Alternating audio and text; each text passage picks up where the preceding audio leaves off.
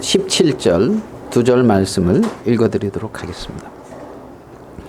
로마서 1장 16절 17절입니다. 내가 복음을 부끄러워하지 아니하노니 이 복음은 모든 믿는 자에게 구원을 주시는 하나님의 능력이 됨이라. 먼저는 유대인에게요 그리고 헬라인에게로다. 복음에는 하나님의 의가 나타나서 믿음으로 믿음에 이르게 하나니 기록된 바 오직 의인은 믿음으로 말미암아 살리라 함과 같으니라. 우리 17절 말씀까지 읽어드렸습니다. 저번 주에 이어서 계속 우리 로마서 1장의 말씀을 나누도록 하겠습니다. 원래 16절, 17절까지 저번 주에 다 같이 하려고 했었는데 좀 시간이 많이 지나서 오늘 16절, 17절 또 이 말씀이 굉장히 또 이렇게 은혜롭고 또 우리에게 축복된 말씀이기 때문에 같이 나누고자 합니다. 16절에 바울은 그렇게 말씀하고 있습니다. 내가 복음을 부끄러워하지 아니한다. 나는 복음을 부끄러워하지 아니한다. 저번 주에 복음은 인간의 것이 하나도 포함되어져 있지 않기 때문에 결코 부끄럽지 않은 것이다. 다 하나님이 계획하셨고 하나님이 실행하셨고 이루셨고 또 하나님이 전파해 주셨기 때문에 이 복음은 인간이 이루는 것이 아니고 오직 하나님께서 우리에게 허락하신 정말 영광스러운 놀라운 복음이죠. 복음 하면 이제 복된 소식, 기쁜 소식 이렇게 할 수 있는데 복음에서의 어떤 그러한 핵심은 우리가 예수 그리스도다 이렇게 생각할 수 있을 것입니다. 오늘 읽은 말씀 1장에서 놔두고 우리 에베소서 1장으로 한번 가서 조금 더 말씀을 같이 생각해 보도록 하겠습니다. 에베소서 1장 4절에서 5절입니다. 고 창세전에 그리스도 안에서 우리를 택하사 우리로 사랑 안에서 그 앞에 거룩하고 흠이 없게 하시려고 그 기쁘신 뜻대로 우리를 예정하사 예수 그리스도로 말미암아 자기들의 아들들이 되게 하셨으니. 여기 보면 창세전에 그리스도 안에서 우리를 택했다. 하나님의 나의 택함은 언제 시간적으로 언제 하나님이 나를 택했느냐 하면 창세 전에 나를 택정했다 이렇게 말씀하고 있습니다. 여러분 세상이 창조되기 전에 그리스도 안에서 하나님이 나를 지명하여 불렀다, 나를 택했다 이런 어떤 말씀을 생각해 보면 하나님이 나를 부르신 그 부르심은 하나님 자신을 근거로 해서 우리를 부른 것이지 우리의 어떠함에 근거하지 않는다 이렇게 생각할 수가 있을 것입니다. 창세전에 여러분이 뭐 하신 거 있습니까? 창세전에 여러분은 뭐 없었죠. 무였죠. 무. 그런데 하나님이 그리스도 안에서 택했다. 하나님의 우리의 택함은 창세전이고 이 복음의 시작은 창세전으로 올라가고 있다는 겁니다. 우리에게 전해진 이 기쁜 소식은 언제 이렇게 시작이 되어졌냐 하면 창세전에 시작되어서 그리스도 안에서 우리를 택해서 하나님의 아들들이 되게 하셨고 하늘에 속한 모든 신령한 복으로 복을 받게 하시며 하늘나라를 유업으로 있게 하시고 거룩하고 흠이 없고 온전하게 우리들을 만들어 가시려고 하는 창세 전에 하나님 안에 있던 계획이라는 겁니다. 하나님이 준비하셨고 하나님이 행하신 것이죠. 오늘 읽은 로마서 1장 1절에 예수 그리스도의 종 바울은 사도로 부르심을 받아 하나님의 복음을 위하여 택정함을 입었나니 그랬거든요. 바울은 하나님의 복음을 위하여 택정했다. 하나님이 택해서 정했다. 나를 하나님의 복음을 위하여 택했다. 바울을 언제 하나님의 복음을 위하여 택했을까요? 창세전에. 창세전에. 하나님의 뜻과 계획 안에서 바울을 택했고 바울을 부르셨고 창세전에 계획하신 그 일이라는 거죠. 그래서 이 복음을 기쁜 소식이다, 이렇게 복된 소식이다, 이렇게 우리가 알고 있는데, 창세전에 하나님께서 이렇게 택하시고 계획하신 그 일을 이루기 위하여 하나님이 시공간 안으로 이렇게 들어오신 사건이 있어요. 하나님이 시공간 안으로 우리와 같은 몸을 입고 이 땅에 들어오신 그 사건을 갖다가 우리는 성육신이다, 이렇게 표현을 하고, 그 동전녀 마리아를 통하여 잉태되어서 우리 태어나셨다. 독생자. 사도신경에 그렇게 나와 있죠. 외우십니까? 예. 그래서 이 복음은 미리 약속하신 것이고, 언제? 창세전에. 그렇죠? 그리고 그 하나님이 계획하신 것을 이루기 위하여 어떻게 됐느냐 하면, 하나님이 우리와 같은 몸을 입고 이 시공간인 우리가 살고 있는 이 세상 안으로 들어오신 거예요. 2000년 전에. 그것을 이제 성육신이다, 이렇게 우리가 표현을 하지요. 그럼 어느 날 갑자기 어떤 사람이 탁 태어나가지고 내가 하나님의 아들이야, 내가 메시아야, 그러면서 막 선포한다면 어때요? 그걸 잘 믿고 따를까요? 어떻게 보면 의심을 가질 수가 있잖아요. 근데 우리나라에 현재 자칭 메시아다 그러고 자칭 하나님이라고 하는 분들이 굉장히 많거든요. 근데 또 그런 사람들을 믿고 따르는 사람들도 또한 존재하고 있는 걸 보면, 얼마 전에 나는 신이다 하는 뭐 어떤 그 프로그램 혹시 넷플릭스 보셨습니까? 다 보셨어요? 아유, 별로 기분은 안 좋죠, 그거 보고 나서. 그런데 그것을 이렇게 따르는 그런 걸 보면 이해가 안 되죠. 이해가 안 돼요. 여기 보면 그러면 그 시공간 안으로 딱 들어왔을 때에, 그래서 예수님이 이 땅에서, 자 2절로 볼게요. 1장 2절.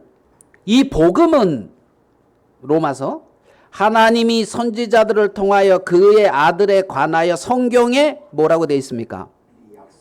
미리 약속하신 거라는 거예요. 그러니까 모세와 선지자들을 통하여, 하나님이 선지자들의 글을 통하여 어떻게 했다? 미리 약속을 했고 그 약속을 이루신 거예요. 그러니까 뜬금없이 이렇게 이루어진 게 아니라 성경에 미리 약속한 일이었다. 성경에 미리 약속한 일이었다. 저번 주에는 요한복음 5장 39절의 말씀을 우리가 나누었을 겁니다. 너희가 성경에서 영생을 얻는 줄 생각하고 성경을 상고하거니와 이 성경이 내게 대하여 증가하는 것이다. 예수님이 그렇게 말씀을 하셨죠. 성경은 누구를 증가한다고요? 예수 그리스도를 증가한다는 겁니다. 그래서 예수님은 어떤 자유로 왔지만 어디 안에서? 약속 안에서, 말씀 안에서 자유로운 삶을 사는 거예요. 성경의 약속을 다 이루셨단 말입니다. 베들레헴에 왜 태어났을까요? 약속이 되어져 있기 때문에 베들레헴에서 예수님이 태어날 것을 처녀의 몸을 동정녀 마리아를 통해서 태어났잖아요. 처녀의 몸을 빌어서. 왜 그랬을까요? 성경에 미리 처녀가 잉태해서 아들을 낳을 것이다 약속하셨기 때문에 그렇다는 거죠. 예수님이 베들레헴에서 애굽으로 내려갔잖아요. 왜 내려갔죠? 하나님이 애굽에서 내 아들을 불렀다는 약속을 이루기 위하여 애굽으로 내려갔다는 거죠. 애굽에서 올라와 가지고 나사렛에서 살았습니다. 왜 살았죠 거기서? 성경에 나사렛 사람이라는 칭함을 이루기 위하여 나사렛에서 사셨다는 겁니다. 예수님이 십자가에 못 박혀 돌아가셨죠. 왜 돌아가셨죠? 약속, 말씀대로 십자가에 넘김바 되어지고 3일 만에 다시 살아나셨잖아요. 왜 살아나셨을까요? 잘 아시네요. 흐름이 같은 흐름이니까. 뭐대로? 약속대로. 그러면 제자들에게 약속대로 예수님은 이렇게 약속을 이루시고 말씀을 이루시고 약속대로 나는 너희들보다 먼저 부활해가지고 십자가에 넘긴 바 되지만은 너희보다 먼저 갈릴리에 갈 것이다. 거기서 나를 만날 것이다. 하나님이 예수님이 그렇게 말씀하셨거든요. 그러면 제자들은 갈릴리로 가야 돼요, 안 가야 돼요? 제자는 갈릴리에 가서 예수님을 기다려야죠. 예수님을 부활하신 예수님을 기다렸어요, 안 기다렸어요? 이해가 안 되죠? 그잖아요, 그죠? 형제님 말씀에 의하면 아니 그렇게 많은 기적과 표적, 홍해가 갈라지고 광야에서 그런 많은 기적을 맛보고 보았는데 하나님 안 믿는 게 이상하다. 이렇게 말씀을 하셨잖아요. 그와 못지않는 예언의 말씀이 다 이루어진 증거를 우리가 이 성경 안에서 가지고 있어야 안 가지고 있어요.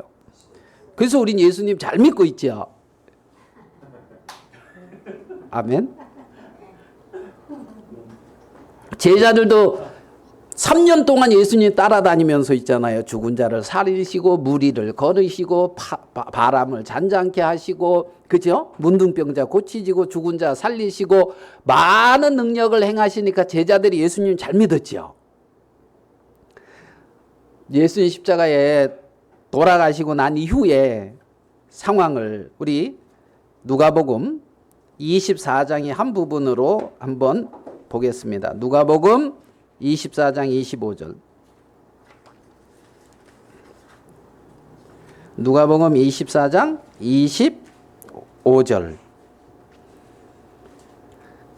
같이 한번 읽어보겠습니다. 누가복음 24장 25절. 시작. 이르시되 미련하고 선지자들이 말한 모든 것을 마음에 더디 믿는 자들이여. 누구 얘기입니까? 아주 자랑스럽게 뭐 나라고 이렇게 이르시되 미련하고 선지자들이 말한 것 모든 것을 마음에 더디 믿는 자들이 누구다고요? 제자들이더라고. 이들이 누구냐면 우리와 똑같은 육체를 입고 이 땅에 사는 사람들이란 말입니다. 제자들이 그렇게 선지자들의 말한 것을 마음에 더디 믿는다면 2000년이 지난 이 시간에 살고 있는 우리는 속히 믿을까요? 더디 믿을까요? 어떤 것 같아요? 그렇죠? 그러니까 우리가 말씀을, 복음을, 주님을 더디 믿는 거에 있어서 우리를 정죄할 필요가 없어요. 왜요? 이르시되 미련하고 선지자들이 말한 모든 것을 마음에 더디 믿는 자들이여 하고 우리를 그렇게 말하고 있으니까, 제자들에게 이렇게 말하고 있으니까 이런 것을 아신다고요.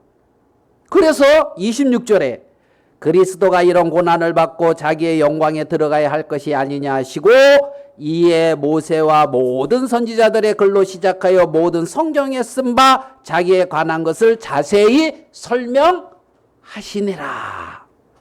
마음에 더디 믿으니까 이 예수님이 제자들을 따라가면서 성경에 기록된 하나님의 말씀을 자세히 설명하고 자세히 가르치고 있잖아요. 맞죠? 그러니까 믿었나요?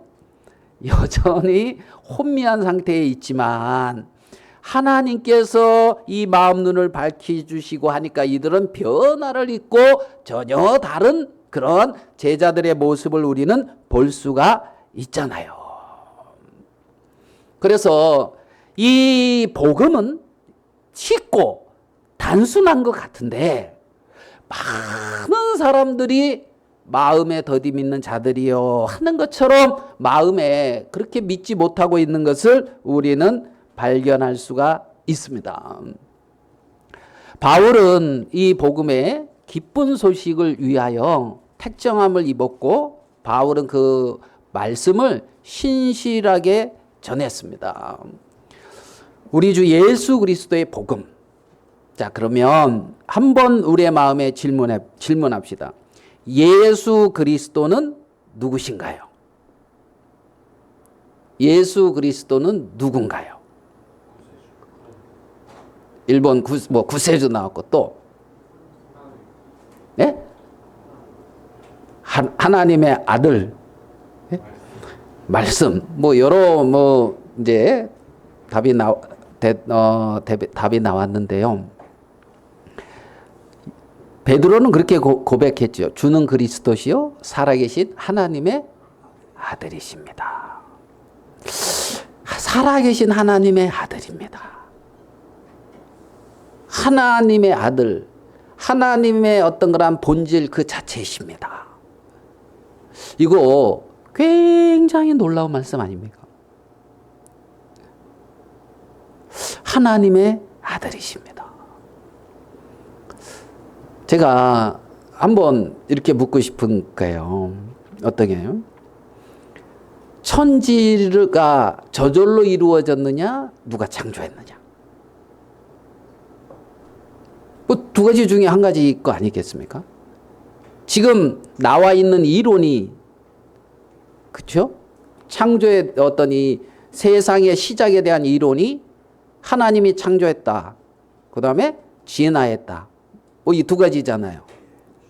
창조했다 이 말은 하나님이라는 분이 계셨고 그분의 절대적인 능력으로 이 세상이 만들어졌다는 거 1번. 2번은 우리가 알 수 없지만은 어떠한 우연에 의해서 이 세상이 이렇게 만들어지고 이루어졌고 진화되어져 왔다는 이론 2번. 1번, 2번 두 개 말고 또 있습니까? 여러분 1번, 2번 둘 중에 어떤 걸 믿습니까? 야, 그죠? 어떤 걸 믿고 있지요. 자, 그러면 창조됐다. 창조주가 계신다. 두 번째 그러면 질문. 그 창조주 앞에 나는 언젠가 설 것인가? 안 설 것인가? 두 번째 질문. 1번. 언젠가 그 창조주 하나님 앞에 내가 설 것이다. 1번. 2번. 나는 하나님 앞에 안 설 것이다. 2번. 몇 번? 다들 한결같은 믿음을 가지고 계십니다. 예. 자, 그러면 나는 그 하나님 앞에 설 자로 믿고 사느냐 아니면 안 서는 자처럼 살고 있느냐. 1번. 하나님 앞에 설 것을 믿고 산다. 1번. 아니 2번. 안 설 것처럼 그냥 살고 있다. 2번. 어떤 거? 1번, 2번. 1번, 2번, 1번. 여기서는 좀 갈리네요. 자, 그러면 1번, 2번으로 나눴는데 있잖아요. 1번이 진짜라면 2번은 가짜예요. 맞죠? 그러면 1번이 진짜라면 2번이 가짜인데 가짜라면 나는 그걸 믿는다 그러면 헛것을 믿고 사는 거예요. 실제가 아닌 건 거죠.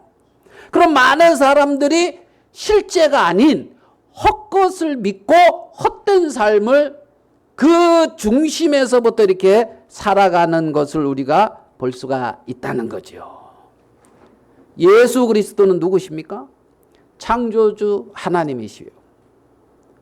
정말 하나님의 아들이시며 삼위일체 하나님 중에 제2위이신 위격을 가지신 창조주 하나님이시라는 겁니다. 예수님은. 아멘. 두 번째 한 번 더 물어봅시다. 그 예수 그리스도가 나를 위하여 무슨 일을 하셨습니까? 그 예수님이 나를 위하여 하신 일 없는데? 그렇습니까? 예. 무슨 일을 했느냐? 나의 죄를 위하여 십자가에 못 박혀 돌아가셨다. 내가 받아야 될 죄에 대한 모든 형벌을 그 하나님께서 대신 받으시고 돌아가셨다. 나를 위하여 하신 일이라 말입니다. 물론 천지를 창조하시고 모든 것을 이루시고 이런 어떤 일반적인 은혜가 이렇게 있는데 그 은혜 말고 이런 걸 이제 특별하게 개개인에게 주신 은혜다, 내게 주신 은혜다 이렇게 표현할 수가 있겠죠. 그러면 예수 그리스도께서 나를 위하여 십자가에 못 박혀 돌아가시고 나를 위해서 그 일을 이루신 결과 무슨 일이 일어났습니까? 결과 아무 일도 없는데 내가 하나님과 연합되었다. 하나님과 하나가 되었다. 하나님과 연합된 생명 안에 거하게 됐다. 그래서 더 이상 죄와 사망의 권세가 나를 이끌어가지 못하고 죄와 사망의 권세에서 나를 어떻게 해요? 해방시켰다. 이렇게 그 결과를 생각해 볼 수가 있습니다. 그래서 나는 이제 조금 더 진행해 나가면 하나님의 자녀로 양자로 입양되어서 하나님 나라를 유업으로 받는 자가 되었다. 하나님의 자녀로 입양돼서 하늘나라 거룩한 하나님의 나라를 이렇게요 유업으로 받는 자가 되어졌다. 세 번째, 첫사람 아담 안에서 하나님이 주어주신 하나님의 형상이 있었는데 아담이 그걸 잃어버렸습니다. 아담이 잃어버린 하나님의 형상보다도 훨씬 더 영광스럽고 존귀하게 나를 만들어 놓았다. 결과가. 아멘 되십니까? 아담은 피조물인데 예수 그리스도로 말미암아 하나님의 자녀로 나아졌잖아요. 피조물하고 자녀하고는 또 엄청 다르잖아요. 맞죠? 네. 그래서 놀라운 것을 우리는 볼 수가 있단 말입니다. 이 복음은 그렇게 놀라운 것이라는 겁니다. 그러니까 바울은 이 복음을 부끄러워하지 않는다는 거예요. 얼마나 놀랍고 영광스럽고 권세가 있으며 맞죠? 인간으로 말미암지 않고 하나님으로 말미암는 놀라운 축복이라는 사실을 우리는 알 수가 있습니다. 자, 우리 두 번째를 한 번 더 살펴봅시다. 로마서 1장 16절 내가 복음을 부끄러워하지 아니하노니. 부끄러워할 수가 없는 거죠. 이 복음이 이렇게 영광스러운 것입니다. 이 복음은 모든 믿는 자에게 구원을 주시는 뭐다? 하나님의 능력이 됩니다. 복음은 하나님의 뭐다? 능력, 구원을 주시는 하나님의 능력이다. 자, 구원을 주었다. 구원. 여기서는 어떤 예수 그리스도께서 우리와 같은 몸을 입고 이 땅에 오셔서 이루어 놓으신 어떤 그 구원에 초점을 맞춰 봅니다. 마태복음 1장 21절에 아들을 낳으리니 이름을 예수라 하라. 이는 그가 자기 백성을 저희 죄에서 구원할 자다. 자기 백성을 어디서 구원할 자다고요? 죄에서 구원할 자다. 여러분, 인간에게 사망이 왜 왔습니까? 죄 때문에 왔죠. 불행과 고통이 왜 왔습니까? 믿습니까? 불행, 고통, 질병, 많은 인간에게 그 모든 것들이 뭐 때문에 왔다고요? 죄 때문에 왔다고 성경은 말씀하고 있잖아요. 예레미야에서는 뭐라 그러냐면 저들이 하나님께로부터 오는 모든 좋은 것을 이 죄 때문에 가로막혀 있다는 거예요. 죄로 말미암아 받지 못하고 있다는 거예요. 그러니까 하나님은 우리를 사랑하셔서 이 죄 문제를 해결해야만 되지 않겠습니까? 그래서 그 저주스럽고 그 정말 불행한 고통스럽고 마음에 참된 만족이 없는 그곳에서부터 건지기 위해서 오신 분이 있는데 예수님이다. 그래서 예수스 구원자다. 하나님은 구원이시다. 예수님은 우리를 그 죄 가운데서 그 저주 사망 가운데서 우리를 이렇게 건지시기 위해서 오신 것이죠. 아멘 되십니까? 그래서 먼저 세례 요한을 보내서 예수님을 증거하게 하신 거예요. 뭐라고? 보라, 세상 죄를 지고 가는 하나님의 어린 양이로다. 왜? 우리를 죄에서 구원하려고 오셨기 때문에.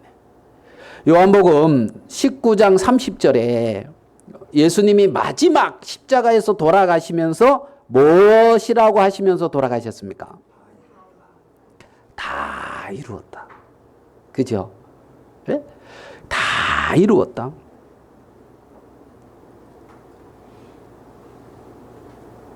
영어로는 It is finished. 다 이루었다. 완료형. 완료. 헬라어로는 완료 수동형이에요. 3인칭. 그가 이루었다. 수동은 왜냐? 하나님이 이루시는 건 우리에게 피동이기 때문에 그래서 수동형을 쓰거든요. 누가 이루셨다고 우리 구원을? 다 이루었다. 다 이루었다. 이것이 이 복음을 믿는 자마다 하나님의 능력이 그 속에 역사한다는 거죠. 역사는. 제가 어제 시골에 다녀왔는데 요즘 뭐 시골에 뭐 많이 합니까? 예? 벌초들 많이 하시죠? 저도 이제 동생하고 가서 벌초를 이렇게 했어요. 벌초만 하고 저는 빨리 돌아올 예정이었는데 논에 까만 벼들이 중간중간에 많이 이렇게 나왔어요. 까만 쌀. 까만 벼가 있거든요. 까만 쌀. 그건 이제 그냥 씨가 떨어져서 안 놔도 되는 게 자기 마음대로 나는 그 쌀이에요. 그래가지고 그 까만 쌀이 떨어지기 전에 그거를 벼야 된다는 거예요. 그래서 제 예정은 벌초만 얼른 하고 팍 돌아올 예정이었는데 그 쌀을 보니 잘라야 되겠어요? 안 잘라야 되겠어요? 예, 놔두면 이제 그놈이 떨어져가지고 또 워낙 많이 나오니까 그래가지고 이만한 통을 옆에 달고 이렇게 이제 낫으로 그걸 다 이렇게 이제 예전에 여러분들이 와서 피 작업했던 그 논을 다 돌아다니면서 이제 제가 이거를 이렇게 이제 어제 저녁 6시 반까지 6시 반에 이제 다 이루었어요.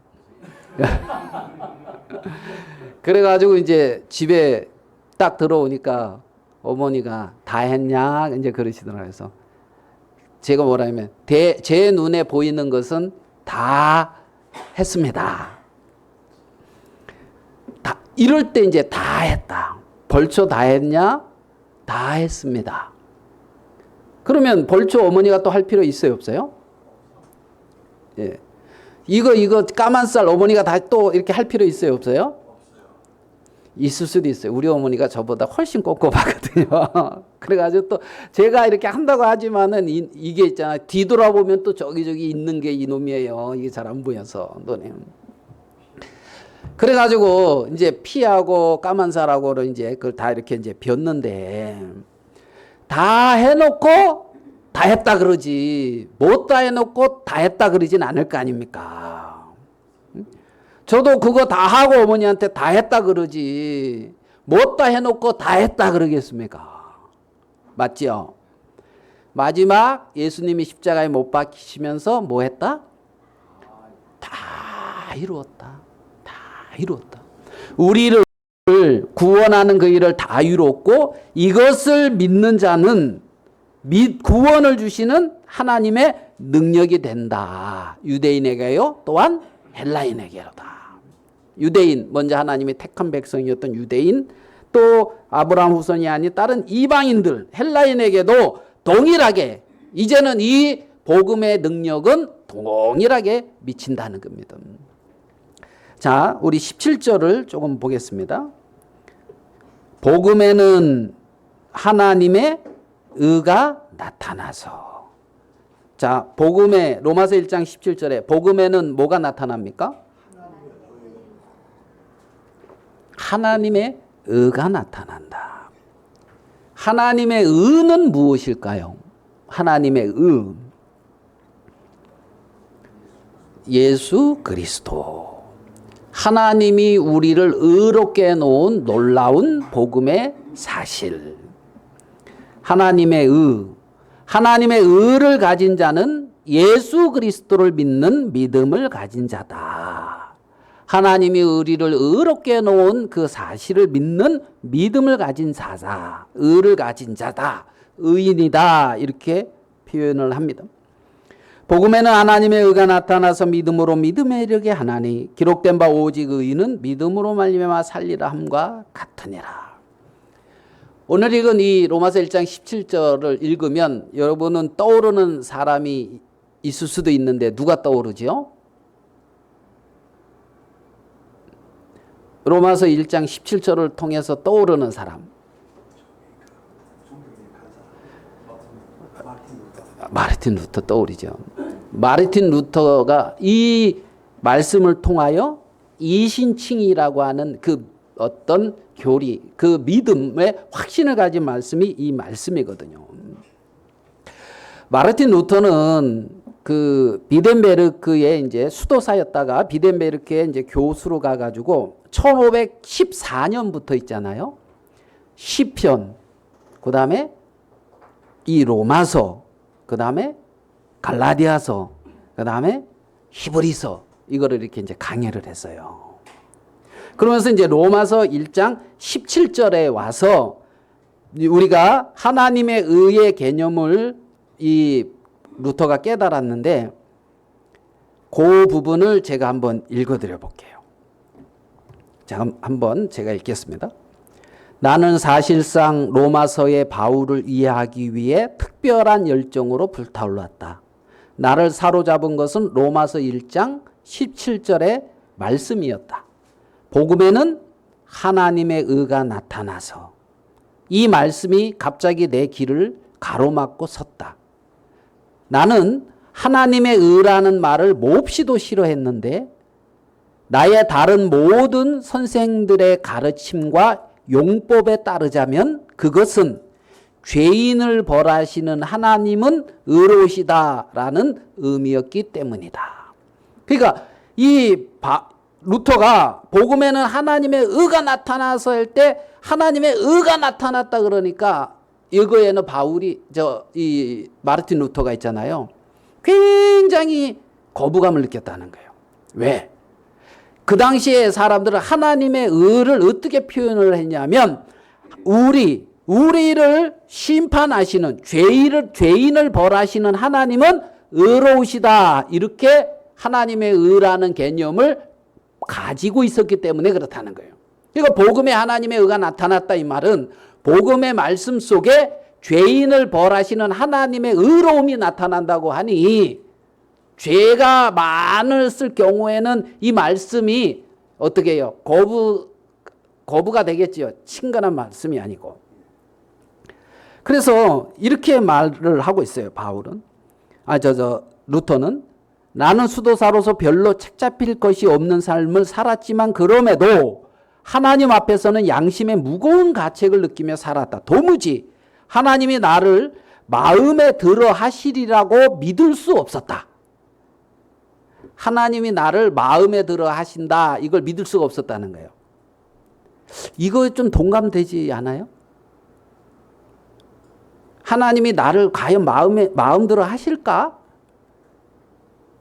하나님이 나를 마음에 들어 하신다. 1번. 하나님이 나를 좀 불편하게 생각하실 것 같다. 2번. 몇 번인 것 같아요? 마음에 들어 하신다. 1번. 불편하게 생각하신다. 2번. 3번 그냥 알아서 하세요. 그래서 이 루터는 하나님이 나를 불편하게 생각할 거다. 이렇게 생각했다는 거죠. 그래서 나는 하나님의 의를 사랑하지 않았고 도리어 그것을 미워했다. 사실 나는 하나님께 화가 나 있었다. 나의 원죄로 말미암아 영원히 상실된 사람이었고 십계명조차 지키지 못해 불행에 휘몰리고 있었다. 복음은 오히려 이런 나를 더욱 괴롭게 만들었다. 복음에는 하나님의 의와 진노가 나타났기 때문이다. 그럼에도 불구하고 나는 바울이 도대체 로마서 1장 17절에서 무엇을 말하고자 하는지 계속해서 파고들었다. 바울이 원하는 바를 깨닫기 위해 열심을 냈다. 그래서 이 말씀, 로마서 1장 17절의 말씀을 가지고 계속 묵상하고 생각을 했다는 거예요. 이 말씀을 루터가. 자, 그렇게 밤낮으로 그 말씀을 묵상하는 중에 급기야 하나 깨닫게 되었다. 그 본문에서 복음에는 하나님의 의가 나타났다라는 말씀이 다름이 아니라 의인은 믿음으로 살 것이다 라는 말씀과 같은 의미라는 사실이다. 하나님의 의는 믿는 우리를 의롭게 하시는 의였다. 그 순간 나는 거의 새로 태어나는 듯 했다. 그리고 활짝 열린 문을 통과하여 천국에 들어가는 것 같았다. 루터가 그렇게 말하고 있거든.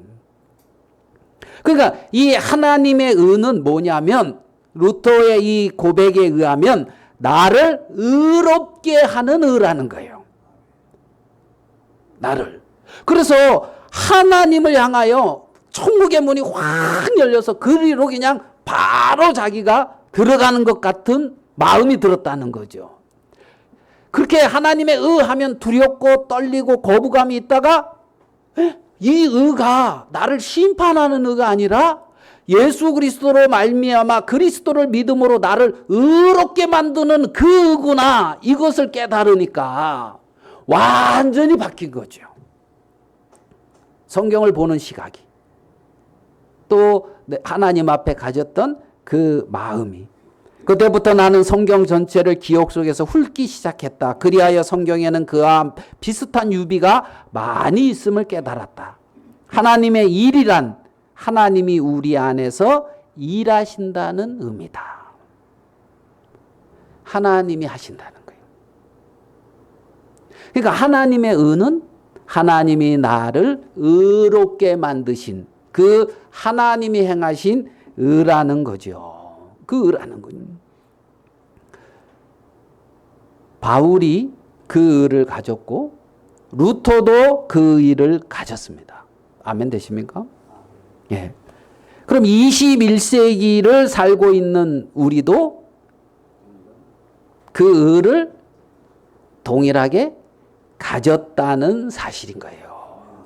동일한 하나님의 자녀라는 그 사실인 거죠.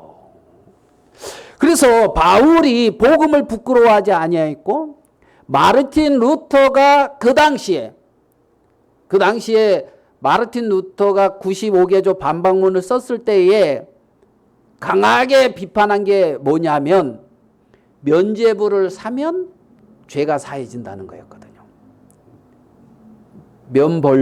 면죄부, 죄의 벌을 면해주는. 예? 그래서 조상들의 이름으로 조상들의 그 면죄부를 딱 사면 연옥에 있던 예? 연옥에 있던 그 조상이 바로 천국에 간다는 거예요. 사야 돼요, 안 사야 돼요? 예? 그 당시에 다 믿었거든, 그걸. 근데 루터는 이제 그거를 완전히 이제 반박을 하게 되죠. 95개조 반박문에서. 왜?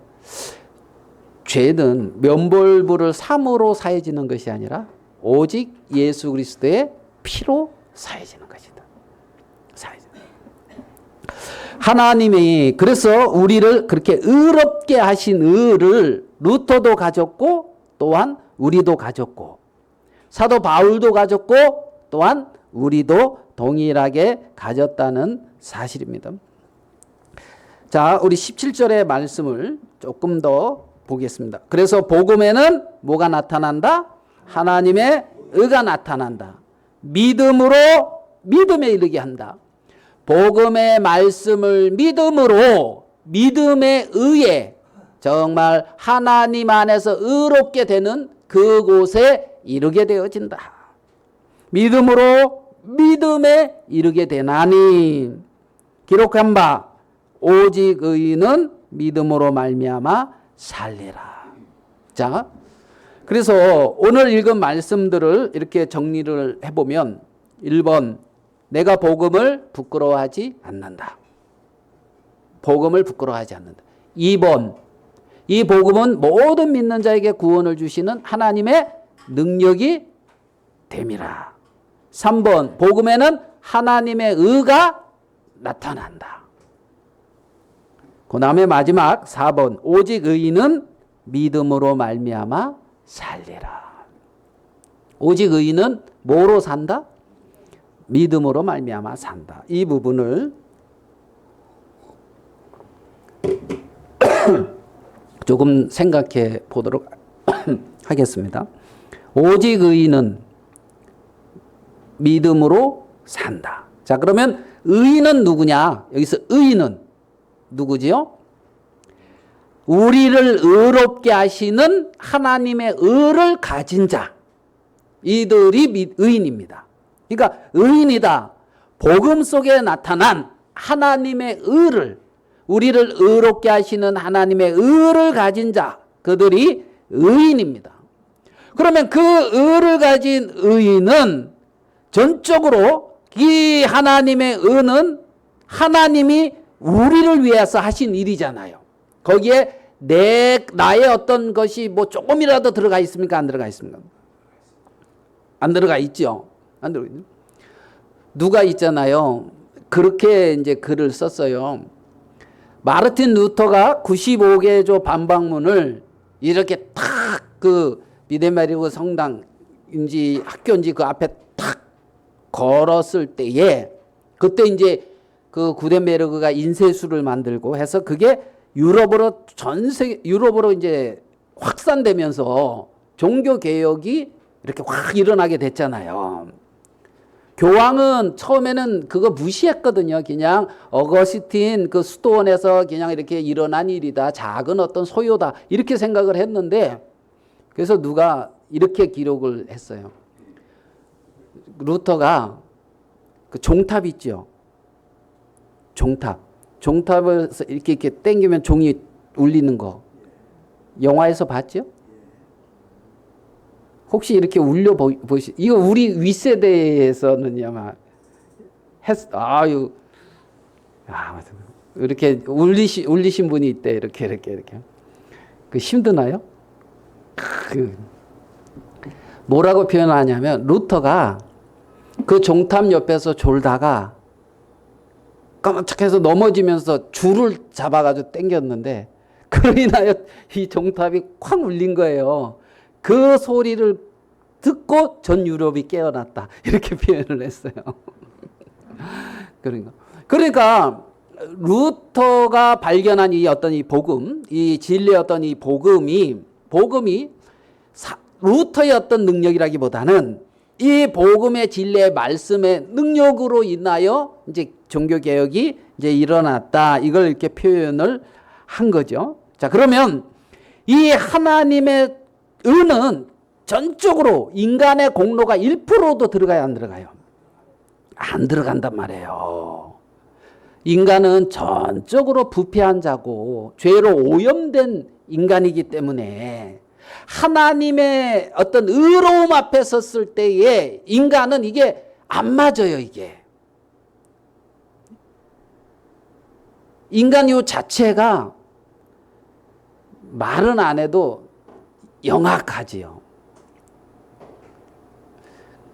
우리 이제 그 손주들 뭐 성훈이가 손주가 아니지. 누구요? 예, 윤호 또 해나 그 이제 어릴 때 보고 이제 요즘도 많이 컸을 텐데 어때? 얘가 아주 착하고 순해요. 좀 1번 착하고 순하다. 2번 영악스럽다. 몇 번이에요? 예? 둘 다? 아니, 둘 중에 하나. 착하고 순하다, 그것은 하나님의 은혜가 많이 머물렀다, 이렇게 표현이 되는 거예요. 영악스럽다, 이것은 하나님의 은혜 없이 있는 모습 그대로 드러났다, 이 모습. 예? 이런 거예요, 이런 거. 그러니까 착하고 순하다 그러면 아유, 하나님의 참 큰 은혜가 우리에게 머물고 있구나, 이렇게 봐야지 얘가 착하다 이러면 안 돼요. 자매님, 예?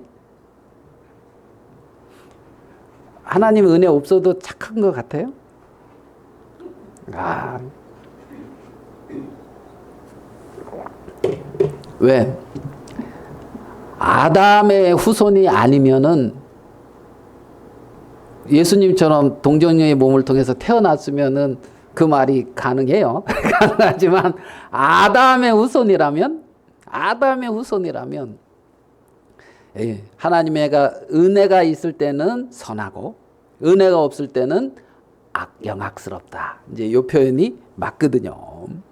그러니까 그러한 영악스러운 인간이 이 놀라운 이 복음의 그거에는 하나도 영향이 없고 온전히 하나님이 이루신 의인 거죠.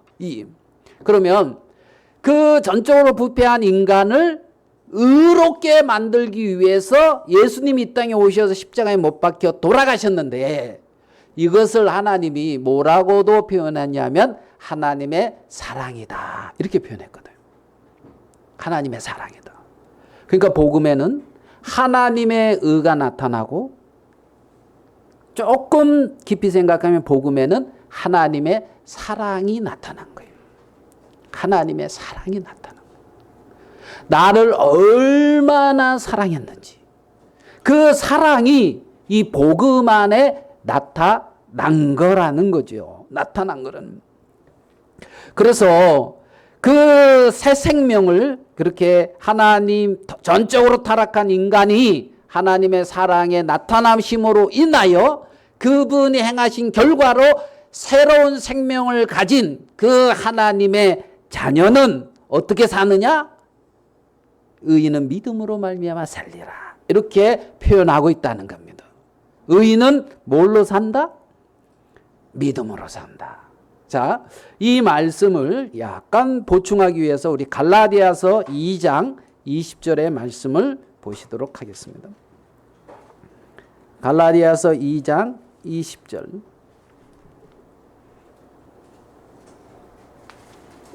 의인은 믿음으로 말미암아 살리라 하는 이 말씀을 조금 설명하기 위해서 갈라디아서 2장 20절의 말씀을 읽도록 하겠습니다. 내가 그리스도와 함께 십자가에 못 박혔나니 그런즉 이제는 내가 사는 것이 아니요 오직 내 안에 그리스도께서 사시는 것이라. 처음에 바울은 그리스도와 함께 내가 십자가에 어떻게 됐다고요? 못 박혔다, 이렇게 결정적인 선언을 하고 있습니다. 나는 그리스도와 함께 십자가에 뭐 했다? 못 박혔다. 죄로 말미암아 철저히 오염되어 있고 고통의 굴레라고 할 수 있는 그 육체 가운데 갇혀 살고 있는 나라는 이 사람을 해방하기 위해서 하나님은 그리스도와 함께 나를 십자가에 못 박았다. 나를 죄와 사망의 권세에서 해방시켰다. 십자가에 그리스도와 함께 못 박혔나니 그런즉 이제는 내가 사는 것이 아니다는 거예요. 내가 지금까지 잘 살아왔는데 내가 사는 것이 아니라고요? 내가 사는 것이 아니요 오직 내 안에 그리스도께서 사시는 것이다. 내 안에 누가 사는 것이다? 그리스도께서 사는 것이다. 그리스도께서 행하는 것이다. 이렇게 바울은 정리를 하고 있는 것을 보아요. 복음에는 하나님의 의가 나타나서 믿음으로 믿음에 이르게 하나니 오직 의인은 뭐로 산다? 믿음으로 산다. 이 말을 여기 이 내용을 통해서 풀었으면은 오직 의인은 이제 그 자신 스스로의 삶을 그가 사는 것이 아니라 그 안에 그리스도가 사는 사람이다 이 말이죠. 그 안에 누가 행한다? 그리스도가 행한다는 거예요. 그들이 의인이라는 거예요. 의인은 믿음으로 산다. 내가 그리스도와 함께 십자가에 못 박혀 죽었나니. 그리스도가 십자가에 못 박히신 것은 역사적인 사건이고 사실이죠. 언제? 2000년 전에. 2000년 전에 그리스도의 죽음이 나의 죽음이다. 성경은 그렇게 말하고 있죠. 나의 옛사람의 죽음이다. 내가 그리스도와 함께 십자가에 못 박혀 죽었나니 이제는 내가 사는 것이 아니요 오직 내 안에 그리스도께서 사시는 것이다. 이제 내가 육체 가운데 사는 것은 나를 사랑하사 나를 위하여 자기 자신을 버리신 하나님의 아들을 믿는 뭐 안에서? 믿음 안에서 사는 것이다. 이 말은 내 안에 그리스도께서 사시는데 내 안에 그리스도가 사신다는 그 믿음 안에서 사는 거라는 거예요. 복음에는 하나님의 의가 나타나서 믿음으로 믿음에 이르게 하는데 오직 의인은 뭐로 산다? 믿음으로 산다. 그리스도를 믿는 믿음으로 산다는 겁니다. 아까 우리 형제님이 간증을 했죠. 민 누구누구 형 이름을 이렇게 딱 말하면서 그 말을 할 때 속으로 뭐가 마음에 많이 불편했나 안 들었나 이제 이런 생각. 그런데 이제는 새 생명 가운데 그죠? 새로운 피조물로 보는 것이다. 이렇게 좀 새롭게 보이고 형도 새롭게 보이게 됐다. 이제 이 간증을 했잖아요. 이제는 그 안에 그리스도의 어떤 뭐가 있다? 생명이 있다. 그 생명 가운데 사는 자다. 내가 아니요 내 안에 그리스도께서 사시는 자다. 그걸 믿는 믿음으로 그리스도께서 행하시고 그리스도께서 사신다는 것을 믿는 믿음으로 사는 자다. 아멘 됩니까? 이것을 우리에게로 와서 약간 적용을 시켜본다면 어떻게 적용을 할 수가 있냐면 예를 들어서 우리가 11월에 복음 전도 집회를 하잖아요. 이 복음 전도 집회 속에 누가 행하신다? 그리스도가 행하신다는 것을 믿음으로 사는 거라는 거예요. 아멘 됩니까? 집회 속에 그리스도가 행해야지 그리스도가 행하지 않고 인간 누가 열심히 해서 어떤 것을 했으면 아무것도 결과가 없어요. 누가 해야 된다? 그리스도가 사셔야 된다. 내 인생 속에 누가 사셔야 된다? 그리스도가 사셔야 된다. 그리스도가 사셔야 된다. 내 인생 속에 그리스도가 사신다. 그 그 믿음 안에서 하나님의 아들을, 그 아들을 믿는 믿음 안에서 사는 거라는 거죠. 그래서 우리 안에 행하시는 그리스도. 바울의 복음 전도는 외형은 바울이지만 누가 행하신 일입니까? 예수 그리스도가 행하신 일입니다. 루터 시대에 이루어진 종교 개혁은 외형은 뭐 루터나 칼빈이나 많은 어떤 쯔빙기로 많은 종교 개혁자가 외형은 있지만은 그 내면 실제는 누가 행하신 일이다? 그리스도가 행하신 일이다. 외형은 어떤 사람이 있을지 모르지만 실제는 그리스도가 하는 일이라는 거죠. 그리스도가 하는. 그것을 내게로 적용할 때 외형은 나지만 실제로 그리스도께서 내 안에 행하는 삶이다. 그게 그리스도인의 삶이다. 그래서 내가 아니요, 내 안에 누가? 그리스도가. 나는 육체와 함께 그리스도와 함께 십자가에 못 박혀 죽었나니. 왜요? 마땅히 죽을 자니까. 죄의 삭은 사망이요, 죄로 오염된 정말 기대할 수 없는, 네? 내가 다른 사람을 살릴 수도 생명을 줄 수도 없잖아요. 누가 사셔야 돼요? 그리스도가 사셔야 돼요. 오직 의인은 그 그리스도를 믿는 믿음으로 사는 자다. 내 안에 성령께서 행하시는 사실을 믿으라는 겁니다. 내 안에 그리스도 그분을 의지하는 삶을 살라는 겁니다. 그게 의인이라는 거예요. 의인. 빌립보서의 말씀을 두 구절만 찾고 정리하도록 하겠습니다. 빌립보서 1장 6절입니다.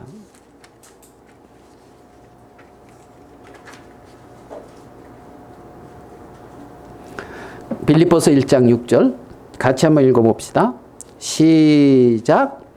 너희 안에서 착한 일을 시작하신 이가 그리스도 예수의 날까지 이루실 줄을 우리가 확신하노라. 착한 일을 시작하신 이가 그리스도 예수의 날까지 그분이 이루시는 거예요. 아멘.